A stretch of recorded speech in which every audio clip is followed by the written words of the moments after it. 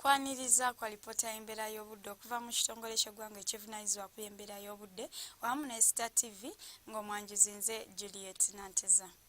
Ebitundu by'eggwanga ebisinga obungi obudde bubadde nga bwakinnyika ggobe era nga bwe tutya ku kifaananyi ekyo ekyakuliddwa ku ggwanga yaffe kyoleka bulungi embeera eno wabula nga ebitundu ebyo ebyebulunguludde olubalama lw'ennyanja Nalubaale ssaako n'ebizinga byafunyeyo enkuba entonotono ate ekyo ekyakuliddwa ku Ssemazinga Africa kyo kiraga nga empewo empeweevu zifuuwa okuva mu Sseguyanja Buyindi nga zijja mu buvanjuba bw'eggwanga lyaffe era nga kino kiviiddeko omukuubo gw'enkuba okusaasaanira masekkati ga Africa.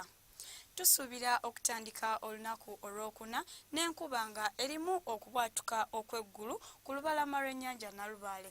Olwo ebitundu ebisigadde akasana tukasuubira okwaka ate ewamu nga bwe kakubaakubamu. Ate olw'eggulo ebitundu by'eggwanga ebisinga obungi tubisuubira okufunayo enkuba entonotono wabula ng'eyo enaatonnya masekkati ssaako ne mu nsozi ez'e tugisuubira okubamu n'okumyansa okw'eggulu nga n'ebbugumu mu bukiikakkono tuyisuubira okutuuka ku degrees 32, Kampala ssaako n'emiriraano ebbugumu tuyisuubira okubeera ku degrees 28. Olwo yo mu nsozi ez'e Kabale ebbugumu tuyisuubira okubeera ku degrees 26.